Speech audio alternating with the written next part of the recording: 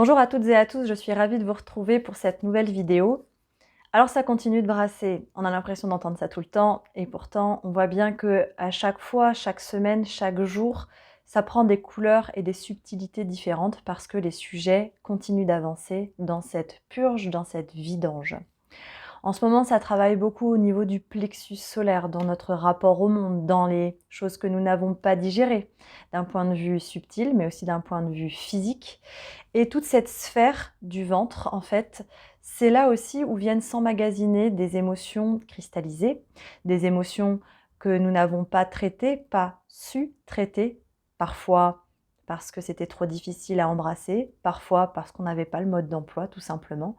Et puis, ces émotions, quand on vit quelque chose qui révèle une émotion, aujourd'hui on est en train de voir que cette émotion, elle nous appartient, certes, puisque c'est nous qui recevons le message, mais que dans ce message, il peut y avoir aussi des ponts avec d'autres espaces-temps liés à des mémoires justement transgénérationnelles ou alors à des réveils par rapport à des mémoires karmiques. Et donc cette émotion, qui est un simple message d'ici et maintenant, est lui-même multidimensionnel. Et c'est là où en ce moment on peut vraiment être en train de se débattre à l'intérieur avec des fantômes du passé. Et quand on se débat avec un fantôme, c'est difficile de savoir si on a gagné ou si on a perdu. Et donc c'est là où juste notre état émotionnel va venir vraiment influencer notre niveau d'énergie et notre niveau de foi dans ce qui est en train de se passer. Pour le traverser, l'avoir traversé, eh bien, il y a des choses qui m'ont beaucoup amusée dans ce qui s'est décanté de tout ça. Alors ça n'a pas toujours été très, très agréable, mais pourtant il y a quelque chose qui est ressorti que j'aurais pas imaginé. Actuellement, on est aussi dans une période où le rassemblement, l'unité, la pacification est en train de vraiment prendre forme.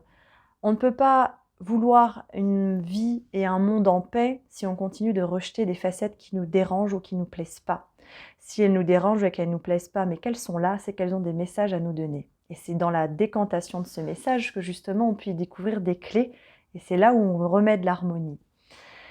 Et donc, la clé qui est venue et que j'ai envie de vous partager aujourd'hui, elle me fait rire parce que c'est la pensée scientifique.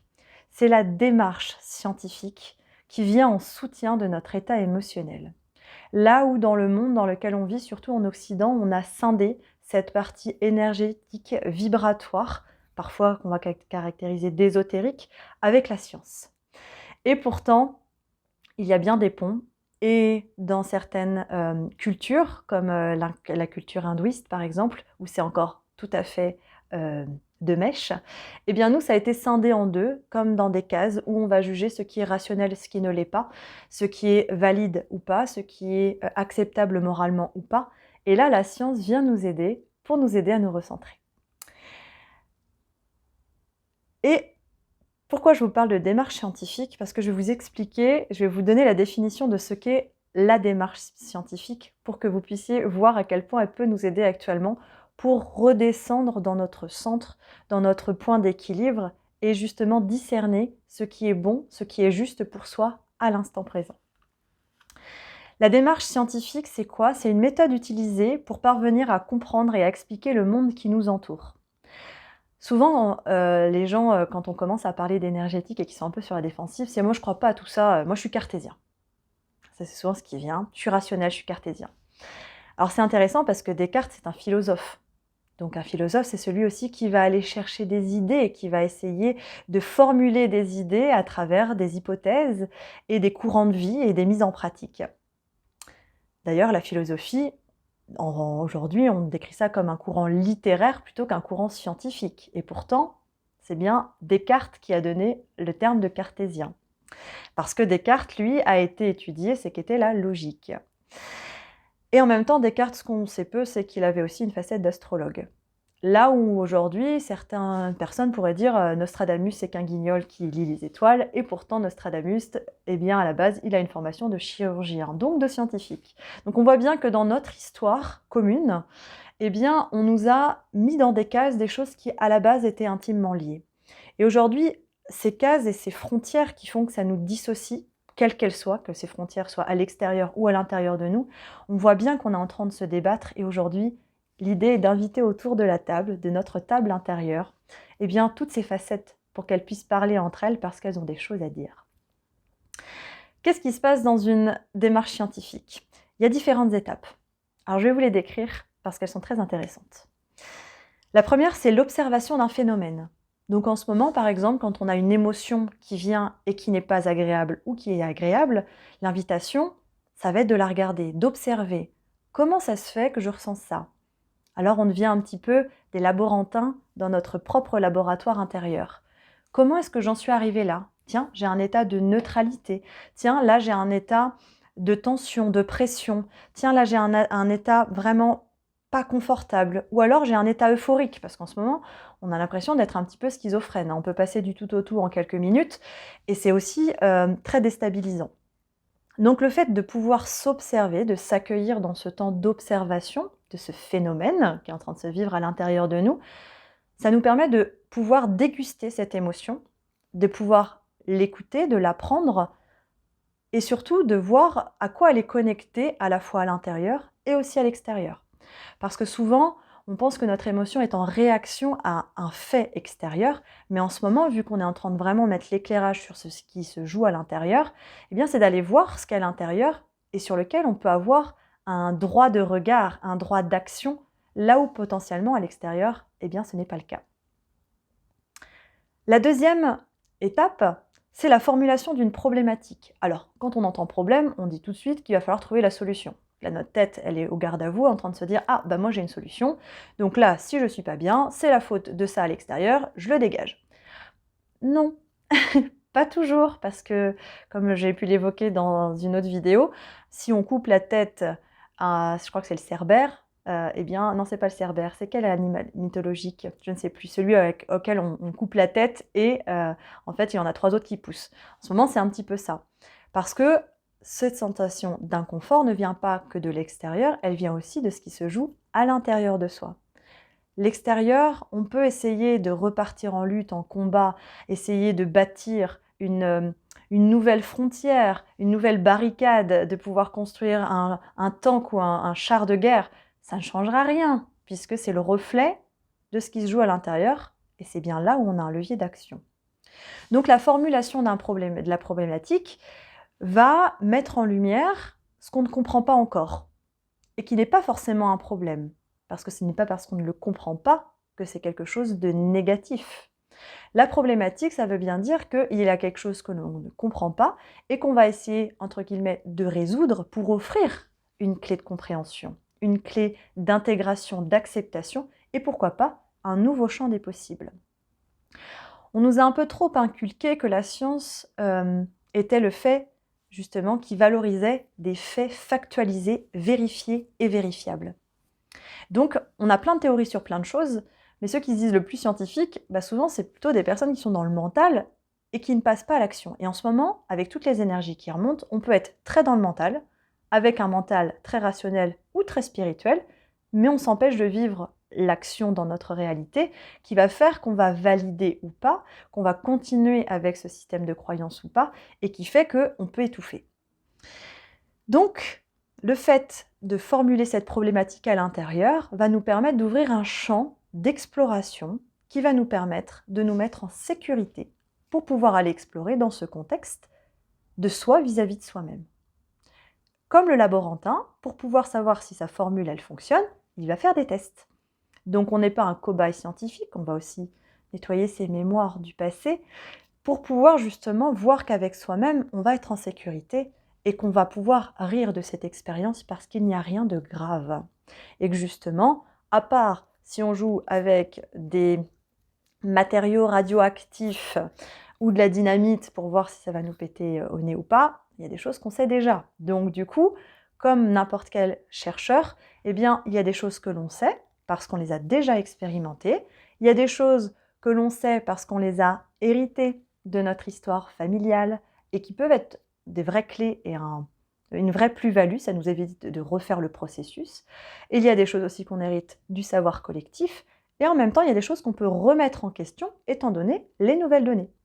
Il y a énormément de théories scientifiques qui, à une époque, étaient des valeurs absolues, et puis le temps passant, eh bien, elles ont été réévaluées, réajustées, pour en arriver à des valeurs aujourd'hui.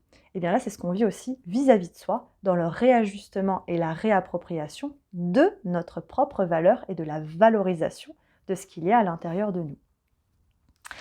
Donc, suite à la formulation de la problématique, on va donc émettre des hypothèses. Donc, il y a ce que l'on pense être vrai, ce que l'on pense ne pas être vrai, et dans ce qui n'est pas vrai, on va aussi lister les choses. Donc, ce qu'on pense être vrai est souvent ce que l'on a vécu, compris par rapport à nos expériences passées. Mais si on rouvre l'expérience par rapport notamment à une invitation de la vie, c'est que la vie nous dit « Hey, il serait temps d'ouvrir le champ des possibles ». Donc, le fait de se poser en situation qu'on va appeler méta, donc la situation méta, c'est finalement une situation neutre où je ne sais pas.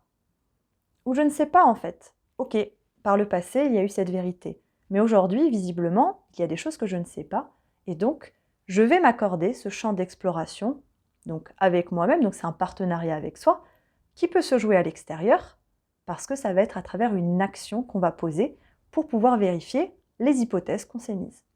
Il y a des hypothèses qu'on n'ira pas explorer parce qu'elles vont s'éjecter d'elles-mêmes comme étant plus juste en cohérence avec qui vous êtes aujourd'hui. Il y en a d'autres, des nouvelles qui vont vraiment vous faire vous dire mais j'aimerais bien qu'elles soient vraies, mais je ne sais pas si ça peut être moi ça. Je ne sais pas si je peux répondre à ça. Est-ce que je vais vraiment avoir les compétences, les clés pour pouvoir être à la hauteur là, de cette hypothèse qui me paraît un peu ambitieuse quand même? Bah là, l'expérience, elle s'offre à vous. Et c'est là où vous allez réajuster justement cette confiance intérieure. Parce que c'est dans ces expériences tests. Alors, les premières expériences tests, c'est un peu comme si vous appuyiez pour la première fois pour vérifier que votre bombe atomique, elle fonctionne ou pas. Il y a une partie de vous qui a envie qu'elle fonctionne parce que vous travaillez dessus depuis longtemps et en même temps, vous vous dites « Waouh, les conséquences, si c'est vraiment ce que je pense, ça peut faire de gros dégâts. » Donc effectivement, ça met un petit peu une pression d'appuyer sur le bouton. Mais là, en fait, dans ce qui se passe, cet engagement, il est juste avec vous-même. Donc, le fait d'appuyer sur ce bouton, ça va juste vous permettre de vérifier que ce que vous aviez émis comme hypothèse était acceptable ou pas. Et quoi qu'il arrive, le détenteur de la vérité, c'est vous, et ça va être votre état émotionnel qui va en découler. Et c'est là où en ce moment, à travers ces étapes-là, on va regagner en force. Parce que ce n'est pas l'extérieur qui va valider nos théories, mais bel et bien nous vis-à-vis de nous-mêmes, dans notre positionnement, dans nos actions et dans notre cohérence entre nos pensées et nos actions pour avoir un équilibre émotionnel qui va se dessiner malgré toutes ces tornades de nettoyage qui continuent d'arriver. Donc, c'est à partir de ces expériences tests que l'on va confirmer une nouvelle vérité, une nouvelle réalité qui va nous permettre de poser avec plus d'aplomb ce nouveau pas dans cette nouvelle réalité. Et c'est là où, en fait, finalement, l'archétype du scientifique vient à notre service, c'est-à-dire qu'il se pose dans cet état neutre, à vouloir vérifier des théories qui étaient là, qui étaient aériennes, et à les poser dans la matière pour voir justement ce qu'elles donnent d'un point de vue créatif. Donc c'est là où effectivement il y a un champ d'exploration qui est absolument fabuleux, où il n'y a pas de danger à avoir, si ce n'est que justement de vous poser en sécurité avec vous-même. Donc c'est là où il y a la carte de la communication qui vient. Dans cette communication, elle est arrivée à l'envers, c'est la carte de la communication avec toutes ses facettes de soi. Ses envies, ses rêves, ses peurs, ses croyances, son juge. Parfois des facettes lumineuses, parfois des facettes sombres, parfois des facettes qui étaient restées dans l'ombre et qui là vont avoir l'espace de se dire « Ah, c'est le moment que je te montre que moi j'existais et que tu ne voyais pas », pour pouvoir justement les écouter comme une équipe qui va venir justement influencer cette expérience.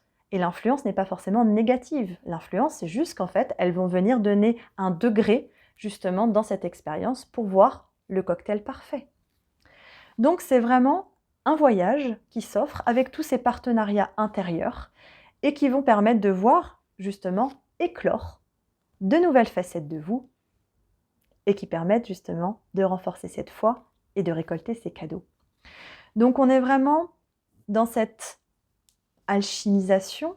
L'alchimisation fait aussi partie des bases de la science moderne, où on va prendre des choses dans des états particuliers qu'on va mélanger, mixer, fusionner, fissurer, ça dépend des sujets, et qui vont donner un nouvel état d'être. Donc, c'est l'alchimiste qui devient le scientifique moderne, riche de ce parcours de l'humanité, riche de toutes ces histoires, de tous ces vécus. Parce qu'aujourd'hui, l'idée n'est plus de dire ça c'est mal, ça c'est bien, ça c'est bon, ça c'est pas bon, mais au contraire de prendre toutes ces informations, d'aller justement discerner plutôt l'essence que le cas pratique densifié et moralisateur qui a été imposé parfois comme une vérité, et plutôt d'aller chercher la fréquence de vérité. Et cette fréquence de vérité, elle ne sera vérité que si elle résonne avec votre fréquence à vous. Et c'est là où chacun devient un peu un chef d'orchestre de sa propre mélodie intérieure pour réajuster sa mélodie et que justement tout ça puisse chanter en chœur.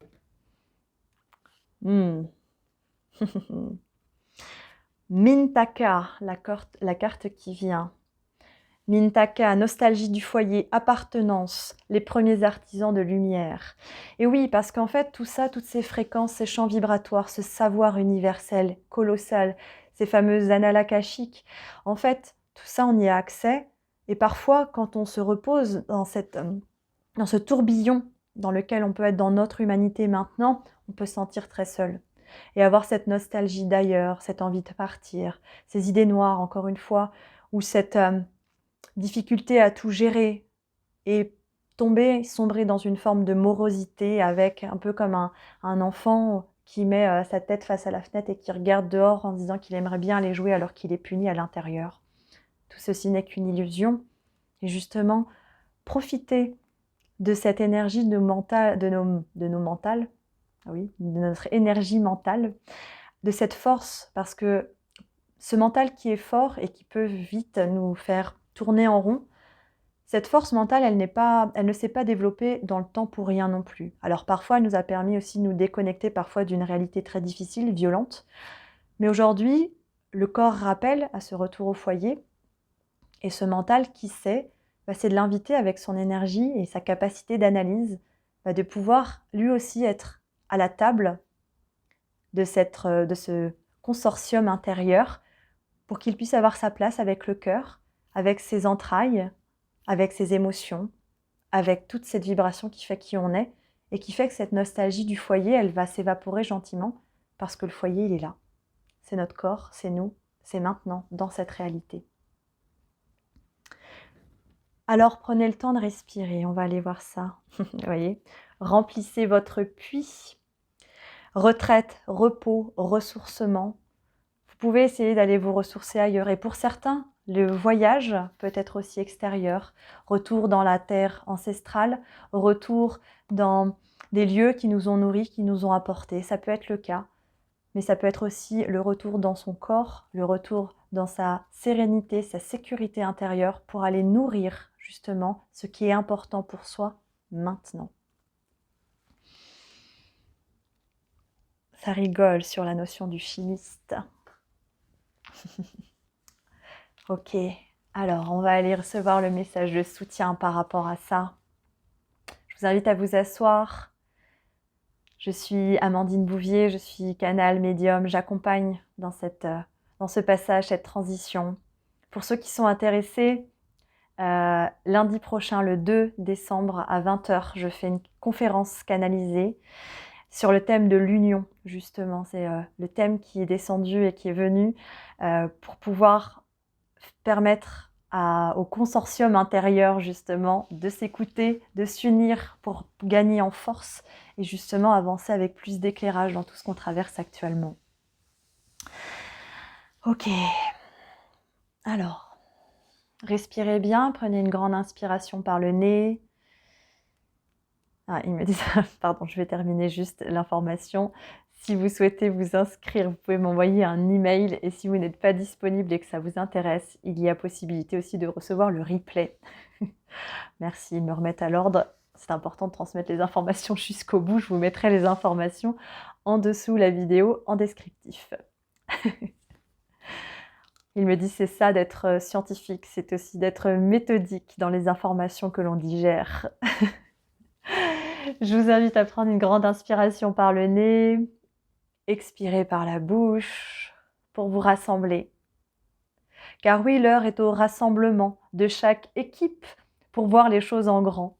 Alors rassemblez toutes les facettes de vous. Vous avez déjà commencé, même si parfois vous êtes en train de les coller avec des bouts de scotch et vous vous demandez vraiment si cela va tenir quand la tempête est levée.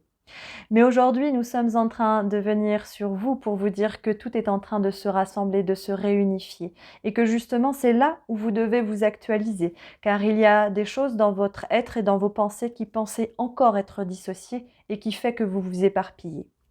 Alors, concentrez-vous, recentrez-vous, devenez le chercheur, devenez ce scientifique du cœur qui vient justement être le révélateur de ces nouvelles heures de bonheur. Alors vous arrivez dans cette fin d'année que certains pourraient qualifier de tragique ou de tragicomique, car il y a quelque chose de drôle et de magique qui en ressort, n'est-ce pas? Alors justement, revenez ici et maintenant pour voir que justement cela n'est pas simplement une nouvelle manière de fonctionner, mais tout simplement une clé pour vous aider à continuer à vous révéler. Alors ne vous enfermez pas dans cette méthode qui pourrait vous faire souffrir tout bas, mais voyez-la comme un jeu de loi pour pouvoir justement vous ouvrir un peu plus les bras. Alors soyez dans l'accueil de tout ce qui se passe à l'intérieur de vous, soyez dans l'accueil de tout ce qui se révèle autour de vous. Non, vous n'êtes pas en train de devenir fou, alors apprenez et offrez-vous le temps de digérer ce que vous avez eu du mal à accepter, car il y a besoin de libérer de l'espace pour à nouveau créer. La nouvelle année qui est en train de se présenter va bien bousculer les codes déjà implantés. Non pas que vous vous êtes trompé, mais que certains codes reçus sont déjà cristallisés alors qu'ils ont besoin de mouvement et de vitalité. Alors acceptez ce tempo vivant, acceptez votre rythme et vos rires d'enfant, car tout ceci vous permettra justement de ne pas avoir la sensation que ce nouveau château de cartes est en train de tomber, malgré vous et malgré votre air concentré. Car non, aujourd'hui, vous voyez, rien ne sert de rigidifier, de codifier. Au contraire, il faut vivre dans la joie et la spontanéité. N'ayez pas peur du demain, car si vous profitez dans le maintenant entre vos mains, eh bien vous verrez que demain ne pourra que répondre à votre destin.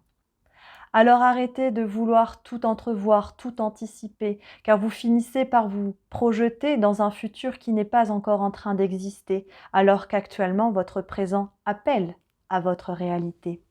Alors revenez ici et maintenant, c'est important, et ne vous jugez pas, car vous voyez, une partie de vous est encore un enfant. Dans cette renaissance multiple, eh bien acceptez justement notre aide bienveillante pour vous aider. Acceptez les mains tendues pour vous permettre d'avancer. Et choisissez d'être nourri à la hauteur de ce que vous aimez valoriser. Alors, dans cette fin d'année où être cher, vous allez être rassemblés, osez exprimer votre vérité, osez exprimer ce qui est important et qui fait vibrer votre cœur aimant. Alors pour certains d'entre vous, nous savons que cette période est parfois difficile, car elle ouvre des chapitres qui ont fait couler de nombreuses larmes, qui ont fait que certains cœurs se sont serrés, se sont murés, se sont enfermés, au nom de pactes, au nom de valeurs, de croyances et de légitimité héritées. Mais aujourd'hui, votre flamme va danser. Aujourd'hui, votre couleur unique va raviver la fête au foyer. Alors choisissez d'être qui vous êtes. Choisissez-vous pour être en fête. Et vous verrez, il y aura de belles réunions et probablement des cadeaux qui vous feront tous vibrer à l'unisson. Alors si la tristesse vient vous envelopper, acceptez-la, Elle viendra vous montrer des choses que vous ne voyiez pas tout bas. Et n'oubliez pas que dans cette approche méthodique, c'est vous qui avez la clé magique. Alors n'oubliez pas que cette tristesse n'est qu'un message, peut-être un messager qui est déjà dépassé. Embrassez cette émotion qui vient se montrer pour qu'enfin l'espace puisse être libéré et que vous puissiez créer votre Noël enchanté. Alors n'oubliez pas, cela est plus vrai que jamais. Il y a des choses que vous savez et d'autres pas. Alors laissez la vie vous emmener dans ses pas pour vous révéler des mystères qui vous feront voir la magie sur terre. Alors, dans cette équipe, voyez que chacun est un allié, chacun avec ses clés, ses compétences et ses trésors cachés. Alors acceptez que dans chaque famille, c'est une équipe unie qui s'est dit oui dans cette vie. Alors oui, parfois, il est difficile d'accepter cela, mais mettez la paix dans votre cœur et ne vous forcez pas, car ce n'est pas en allant vers l'autre, les bras ouverts, que vous pourrez être fier, mais c'est en apaisant ce dur mystère qu'il y a à l'intérieur tendrement que vous pourrez justement ouvrir les bras en grand. Alors stop au faux semblant, acceptez votre rythme à présent et vous verrez dans une vibration, il y aura de belles réunions. Respirez. Ils disent bas les masques, rien ne sert de se cacher pour pleurer. L'heure est à pouvoir dire en douceur sa vérité, car à force de la garder pour soi, on finit par s'étouffer.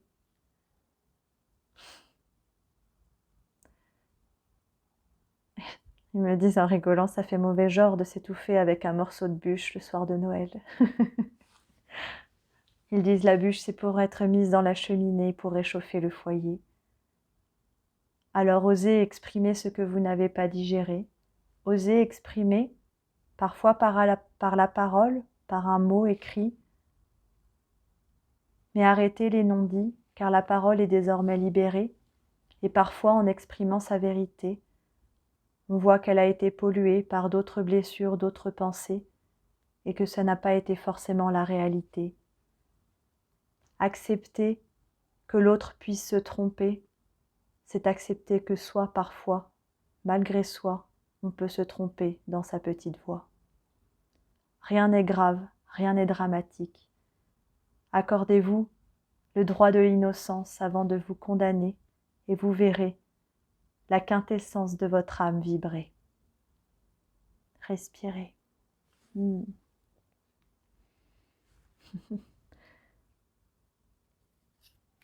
Le féminin sauvage qui revient encore. La femme louve au grand cœur qui vient et qui dit « Réveillez votre instinct de louve, cette force primordiale. Ne faites pas semblant dans ces fêtes de Noël, faites du mieux que vous pouvez. » Et vous verrez justement qu'en écoutant votre instinct, ça vous permettra de dire oui, de dire non, d'accepter, de transformer et de vivre quelque chose de plus cohérent.